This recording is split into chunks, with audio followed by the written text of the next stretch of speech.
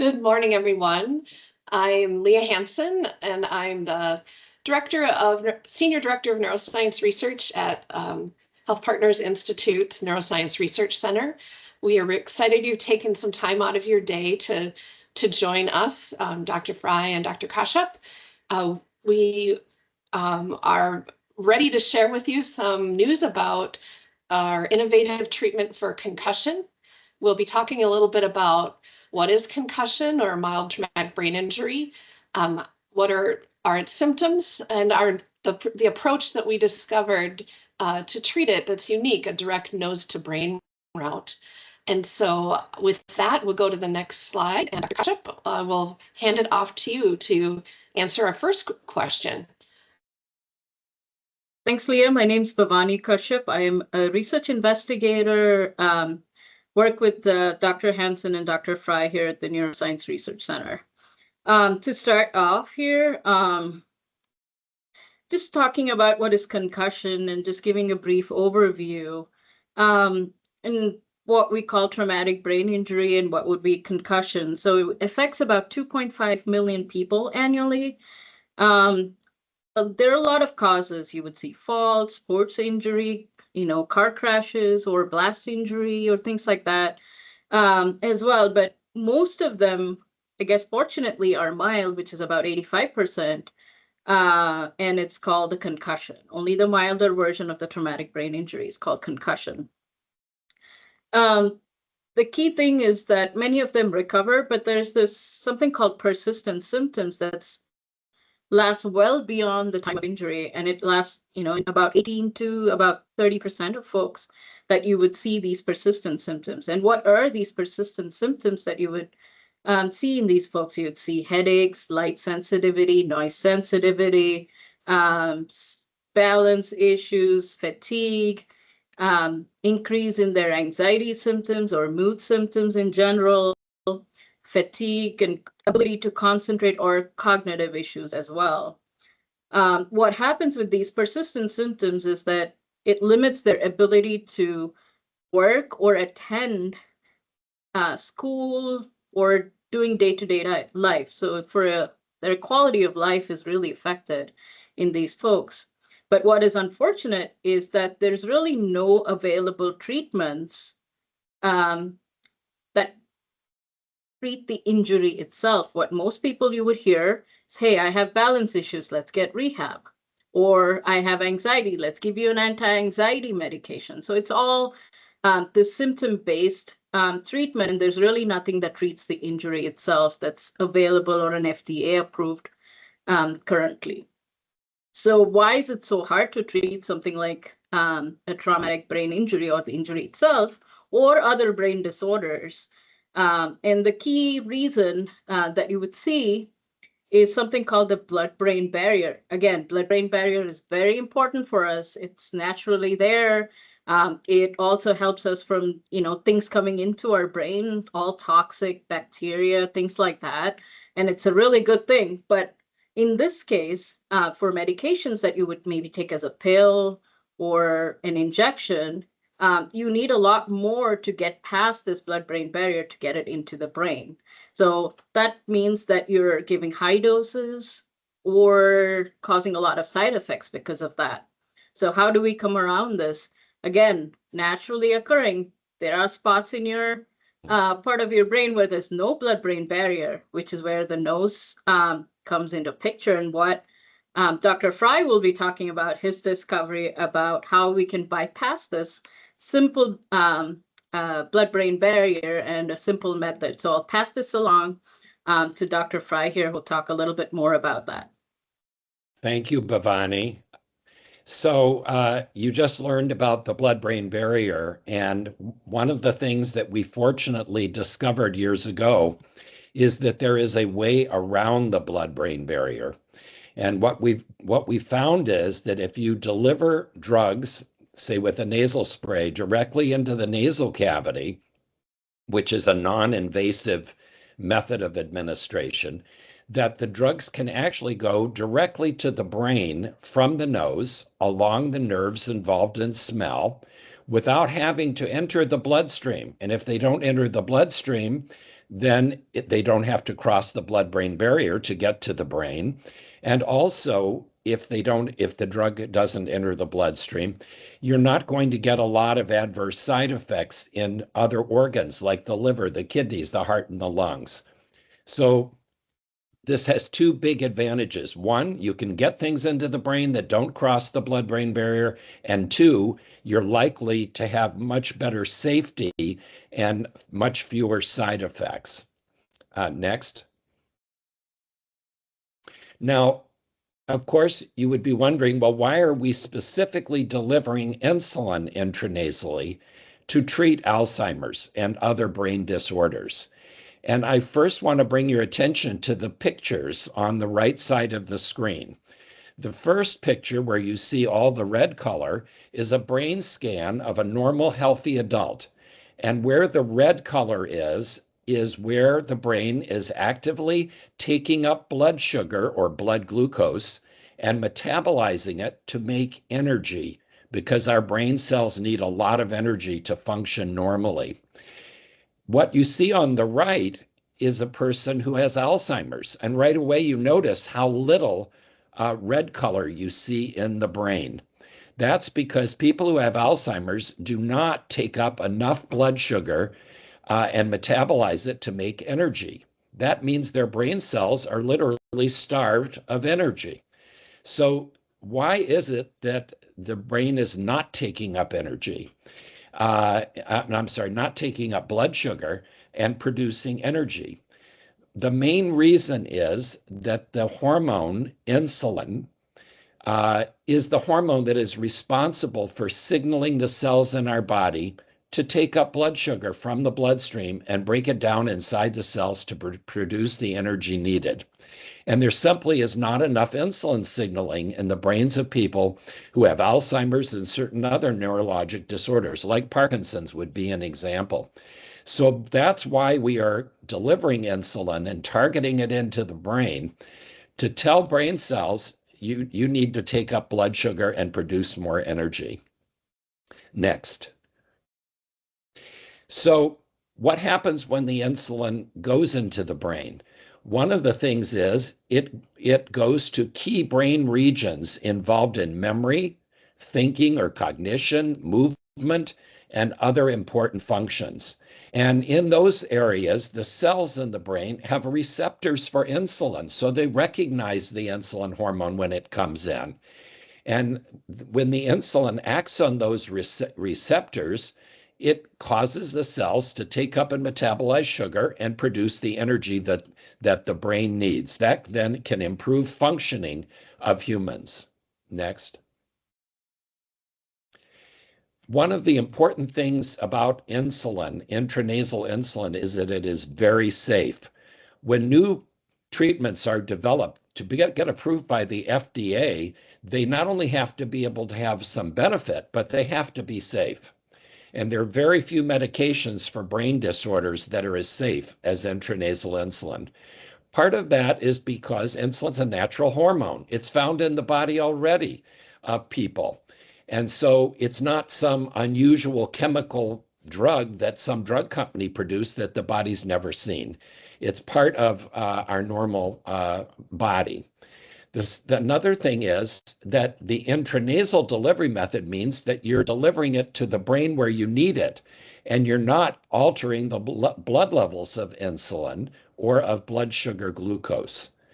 And finally, there have already been more than a dozen human studies that have shown no adverse effects with intranasal insulin. Next. Of course, we're also excited about doing this for head injury because we know intranasal insulin is effective in humans when given intranasally. In people with Alzheimer's or mild cognitive impairment, intranasal insulin has been found to improve memory. And it can improve memory very quickly, within about 15 minutes even, following dosing.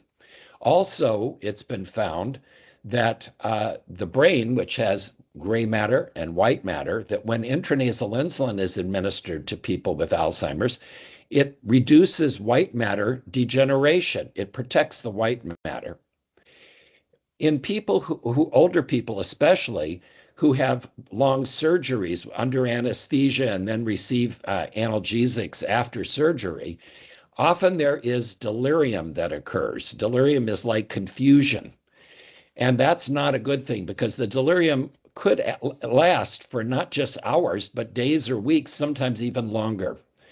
However, it's been shown in about 5 clinical trials that if you spray insulin into the nose of the elderly patient ahead of the surgery, that in fact you prevent delirium. You drastically reduce the number of individuals who have delirium and you reduce the severity. We had also patented the use of intranasal insulin for Parkinson's years ago. And in fact, Harvard carried out a clinical trial showing that when intranasal insulin was given to people with Parkinson's, it improved their movement. And Parkinson's is, of course, a movement disorder, and it reduced their physical disability. It also improved their verbal fluency or ability to speak. And finally, even in normal, healthy adults, intranasal insulin in multiple clinical trials has been found to improve memory and also to increase brain cell energy, which can be imaged. The energy can be imaged in the brain in healthy adults. So I think I'm going to turn this back over now to Bhavani to tell you more. Thanks, Bill. So we've talked a little bit about all the different disorders here and how insulin and specifically intranasal insulin can help. Let's talk about why this may be effective in concussion or mild traumatic brain injury. So one of the things, if you look at the data that's available, injury itself can cause changes in that same how brain cells use and make energy, the same thing that Dr. Frey talked about a few slides ago. And in our case too, and specifically with TBI, you can see that it can increase glucose uptake or boost energy production. It also enhances blood flow to brain areas that may be injured, and it also supports repair of neurons. And if you look across the literature and kind of look, hey, where's the evidence for this? And the key evidence comes from animal studies of models of TBI that's been done. And what they do is they do a quick model that shows that there are certain areas that are injured in the brain, and they look at specific tests before and after the dosing, right, over a period of time. And the key things that we've noted and others have noted is that it's improved like memory tasks, and movement or motor tasks as part of it. And then also when you actually look in the brain itself, the tissue, and you'll see that the injured areas are far less than that you would see maybe without the intranasal insulin. But so far, there have been no clinical trials in humans for this particular disorder with intranasal insulin, which is what we propose to do. And we'll talk a little bit more in detail about that. So what we're doing is a phase 2 study because we have preliminary safety for intranasal insulin in concussion. So who are we actually talking about here that we would want to include in this study, right? We're looking at individuals who've had an injury or concussion within 18 to 65 years old. Again, that same risk for that persistent symptoms that we talked on our first slide here. And then we'd want to target them within that 2 weeks of injury because we think that, that intranasal insulin may improve or repair that injured areas. And that's why we'd want to target that's 2 weeks, after injury, within 2 weeks. How long we plan to treat is about 21 days, and they get a twice daily dosing of intranasal insulin. And we plan to enroll about 96 folks in this study. And how are they divided or how are they randomized into these different groups for us to experimentally understand what these effects of intranasal injury are, intranasal insulin on the injury are. So the 3 groups we have is the control or the placebo group, And then we're going to do 2 different doses. One we call a low dose and one we call a high dose. How is it done? It's using intranasally a device, which is just a representative as shown here. In this particular slide, again, it's not the exact device, but something similar with the multi-dose option is the plan. And then what are we collecting or what are we evaluating the measures? So the key measures are self-reported symptoms, those persistent symptoms that we're looking, and we're also trying to see how it may impact the function, which is what most important is their ability to get back to work, to do their day-to-day life as part of it. And additionally, we'd also want to do the safety because it's never been done in this population and explore these mechanisms or things that we talked briefly in the previous slide about how it supports repair. That's your blood biomarkers. Imaging, just telling us a little bit about the function of the brain and the blood flow that we talked about as well. So these are all key measures we've added, and we're exploring those measures. How long we plan to follow them? We do about 6 months, so after they finish their dosing. So we're just trying to collect this breadth of information and see how it impacts their day-to-day life. And I'll pass this on to Leah, who'll talk about specific next steps and things like that about the study.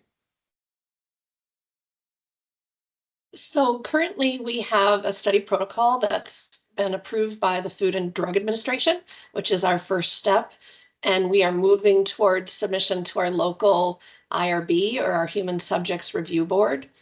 We have made one change that's to make it easier for patients to administer. Previously, our group has, we've had a lot of experience conducting these trials, but we've used devices that are single use. So the patients and participants have to fill the device each time they use it.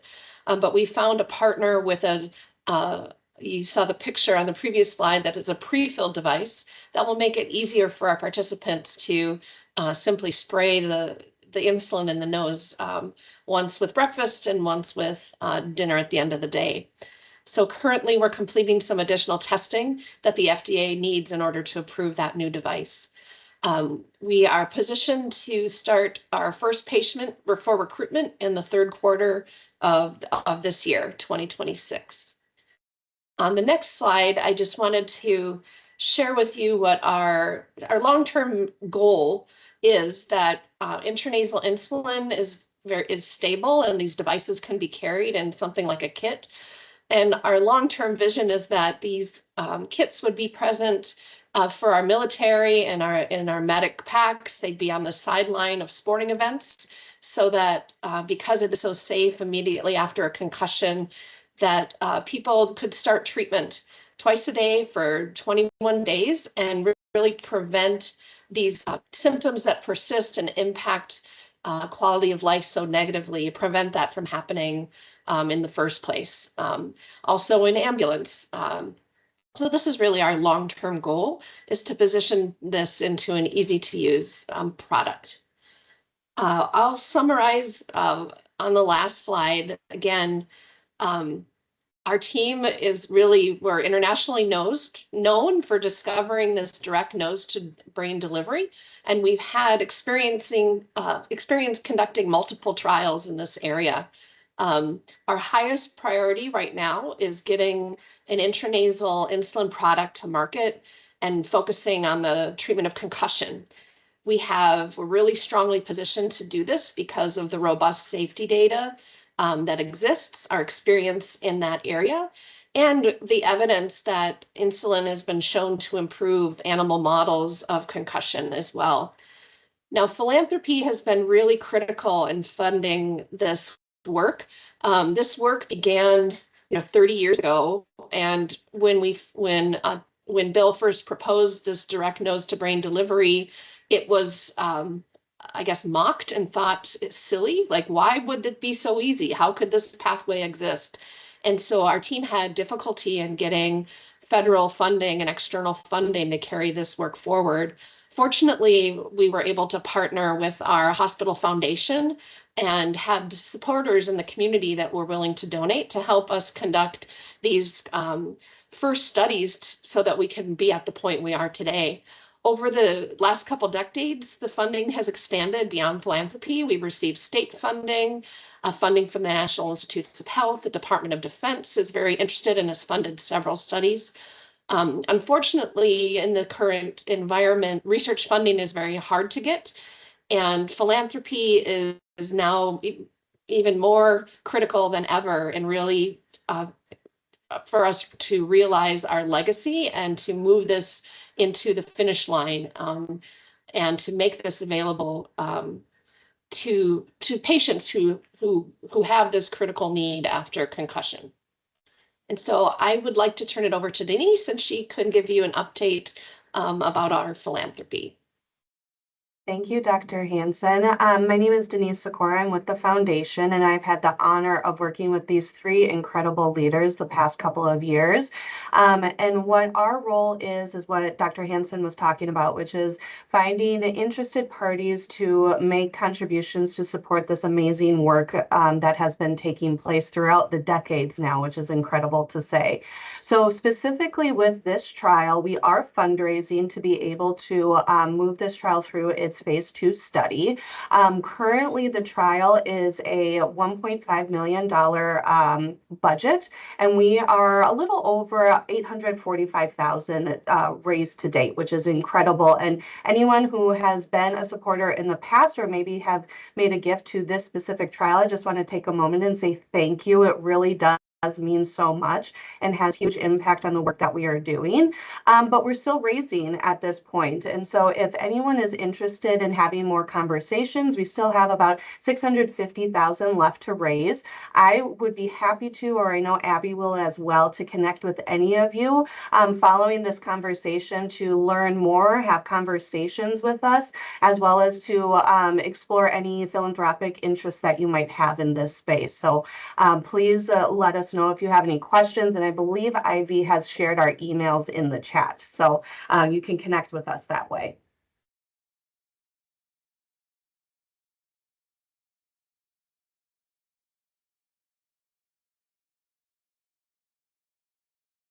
Oh, Dr. Hanson, you're on mute. We are finished with our prepared content, and we wanted to open the floor up to questions. I have a question for you, Bhavani, to get us started. We are recruiting people that have a high risk of persistent symptoms after concussion. Can you talk a little bit about what might put an individual at a higher risk for having symptoms than another person? Yeah, so, there are certain risk factors that have been studied that suggest that certain individuals will have a higher risk for having those persistent symptoms. And one of the ways that we are trying to do this is include a sort of an algorithm or sort of a set piece to say that certain people will be at higher risk. And looking at that, we would decide based on that if they'd be a high risk or a low risk and include that in the study. And again, there are multiple factors there, sometimes age or gender or, just the number of symptoms that they have at the time, the kind of injury they may have had. All those things impact that specific risk, high risk or a low risk. And I think we'd use that to be able to enroll folks in the study. Thank you.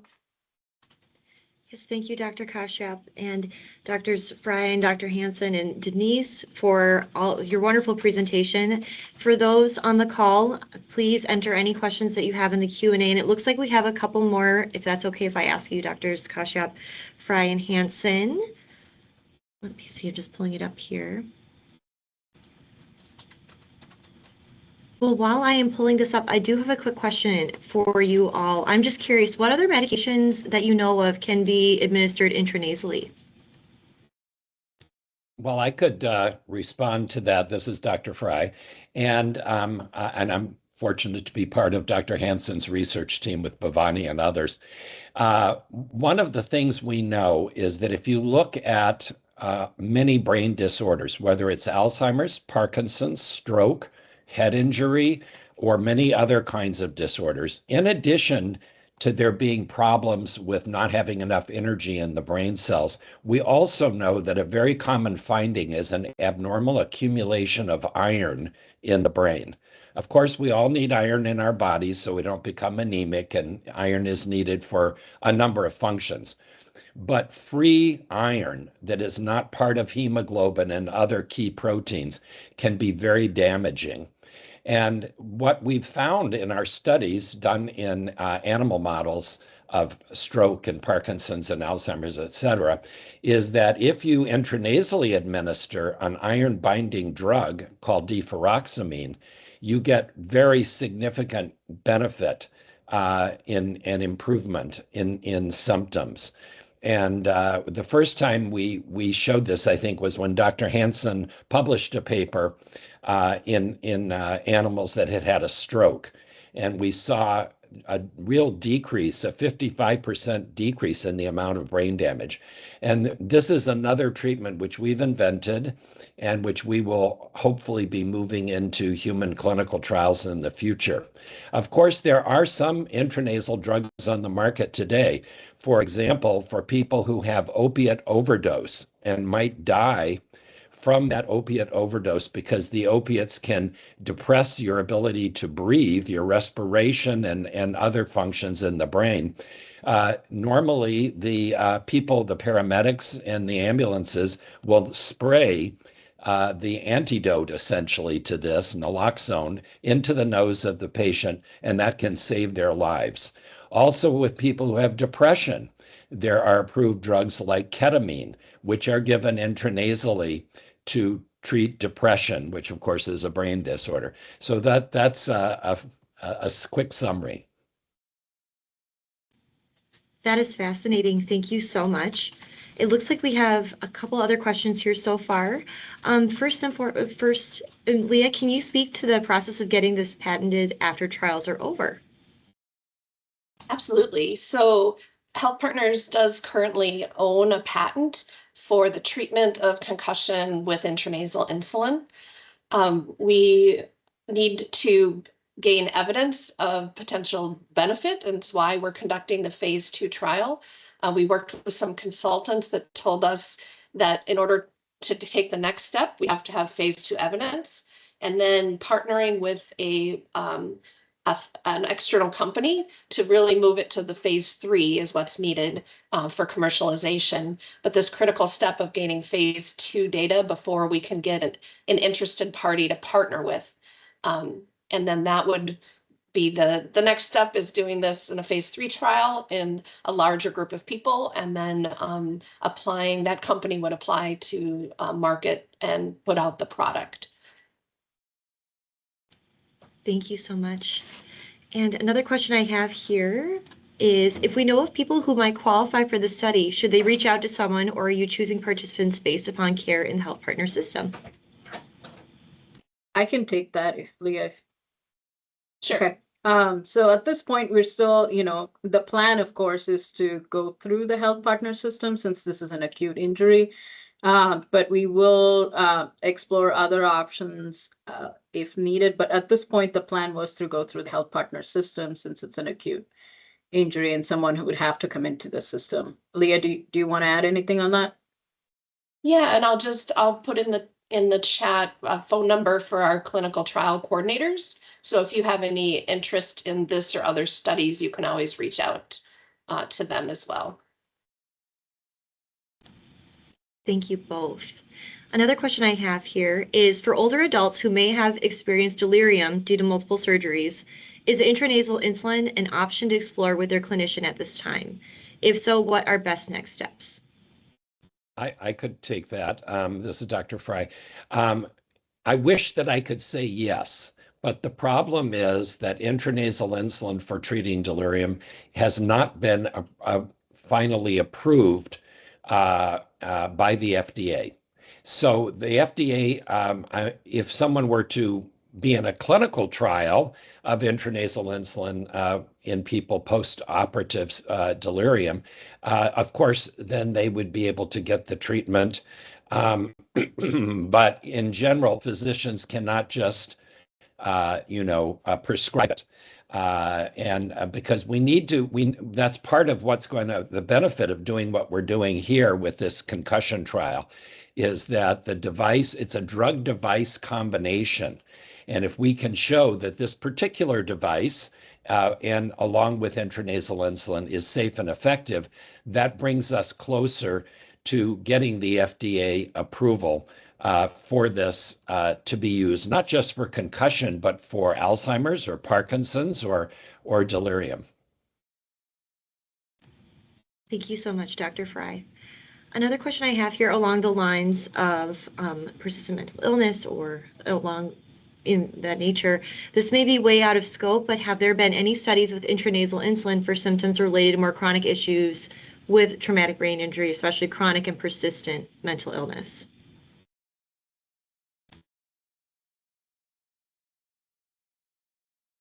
I haven't seen any studies that have looked at the use of intranasal insulin for mental illness, chronic symptoms after TBI. Have you, Bill? I haven't seen any work in that area, but I have not. Of course, we're hoping if we can get the funding. We have collaborators in Australia who, along with us, want to look at particularly depression or with intranasal insulin, but it's very difficult to get funding in these days, as Leah mentioned earlier, through grants. And again, we'll just have to see if either they can get the funding or we can get the funding and move that forward. Thank you. And another question is, hello, doctors. It looks like you are using a different device to administer the intranasal insulin. Is it as easy to use as the original device? Great question. Very observant. Yes, we are using a different device. The past device has been single use, where patients or their families have had to take the insulin out of the vial with a needle and then put it into the device, and it's been a pretty complicated procedure. The new device is more like a nasal spray bottle where it's pre-filled, and our goal is to make it easier for the patient to do the drug administration. And so we're excited to have the switch. Another thing to note about the device that we selected is that there has been a recent publication in the last year that's demonstrated that insulin administered through device reaches the brain in humans. And so we know that the insulin is getting where it needs to be effective. And with other devices, we didn't necessarily have that supporting evidence. Thank you. And this is a question, another question for you all is, what other research is your team working on related to concussion? I can take that. So on our end, we use something called transcranial magnetic stimulation. It's basically brain stimulation non-invasively. It's a nice coil that sits on your head, and you give magnetic pulses to affect the brain. And the key thing is that we're looking is more in a chronic mild traumatic brain injury. For folks who have this persistent symptoms beyond, a month of injury or something like that. So they have a high burden of that, and they come in and they get a multiple day treatment. It's an ongoing trial. It's an open label. That means everyone gets treatment. And it's a feasibility trial that is funded by the state. So if anyone has any questions, we're happy to share the details about that and how to participate in that trial as well. Thank you, Dr. Kashyap. Another question. Can I add? Oh, sorry. There was another thing that we wanted to add. We just completed and published a trial. My coworker, Dr. Herman, she published a study with acupuncture for post-traumatic headache, or people who have headaches after a mild TBI injury as well, which is also state funded. Thank you so much. Another question I have is, do our bodies process intranasal insulin differently than other forms, for example, intravenous? Or is the most significant difference in the avoidance of blood-brain barrier? I guess this is Dr. Frey. It's a very good question. I would say that the main difference is the intranasal delivery. Now, one thing that people that might help to explain this is we know that when insulin is is occurring normally in the rest of the body outside the brain, that the insulin comes from the pancreas. And when you do intranasal insulin, of course, the insulin is coming from the nose up the nerves involved in smell into the brain. But also, it's been shown recently that the brain can actually make insulin itself. So some of the insulin in the brain is actually produced in the brain. It's not coming from the pancreas and getting to the brain. But in terms of just general metabolism and action, I think it's the intranasal part that makes this unique.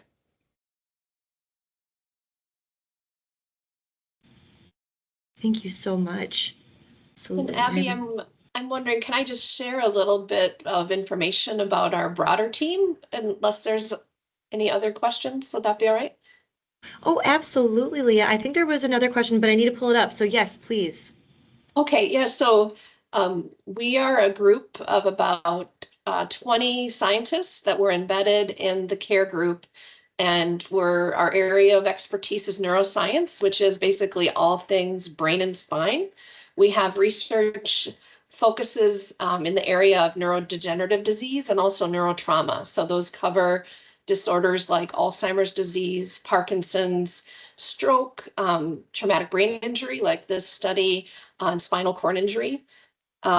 We partner with more than a dozen clinicians across our system. Our research happens all across the system. So we have research at Methodist, at Regions, at the Neuroscience Center in St. Paul, at the Golden Valley Struthers Parkinson's Center.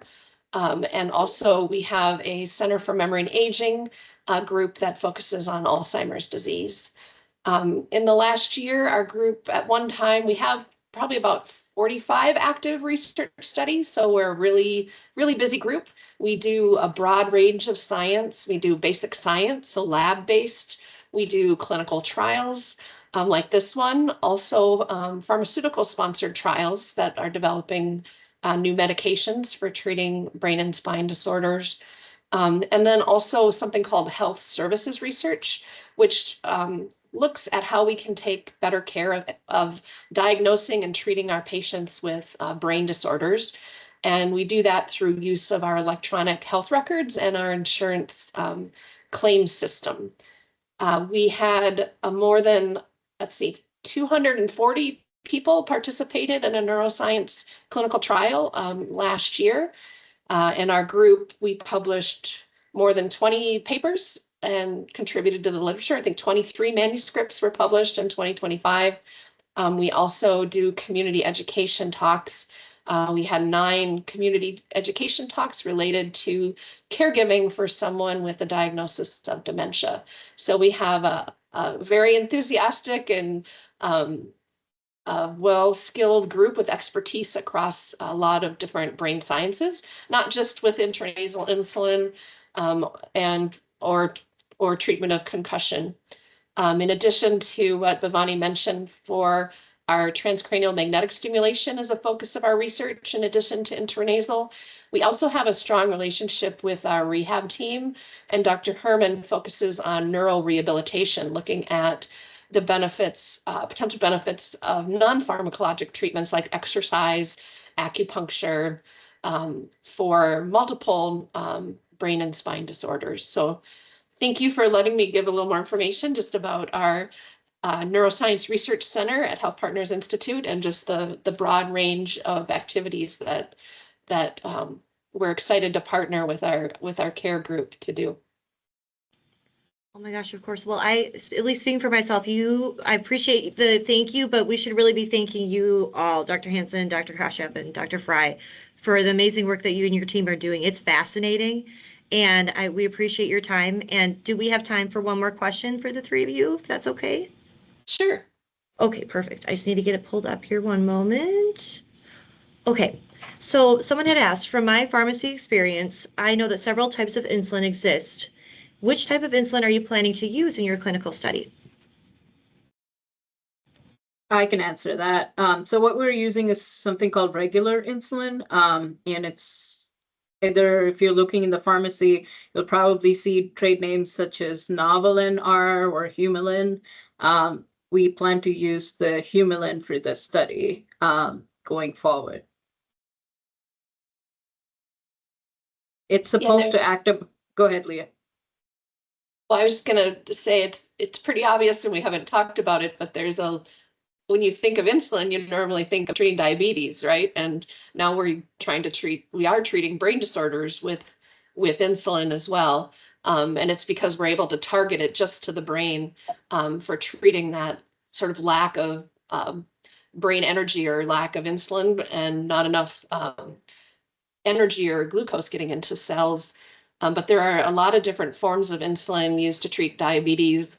You have long acting, short acting, different ways of administering it. And the choice of the insulin that Bhavani had made for this study is really because it's one that has been shown to be effective in treating memory concerns in Alzheimer's. And so just like we select a device where we have evidence that it targets the brain, we wanted to select an insulin that have shown effectiveness. But there's certainly many research questions we could ask about.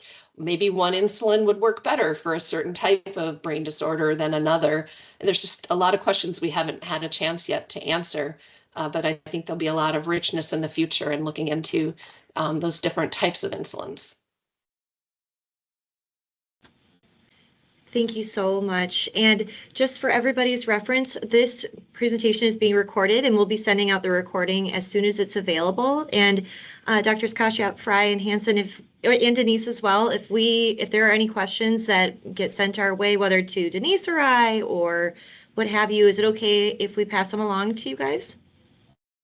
Absolutely. Perfect. Well, not only thank you, Dr. Frey, Hanson, and Dr. Kashyap, but Denise, thank you for speaking to the partnership of philanthropy with the wonderful work you three are doing at the Neuroscience Center with your teams. We really appreciate your time and expertise, and I hope everyone has a wonderful day. Thank you. Yeah, Thank you. Thank you. Bye, everybody. All right.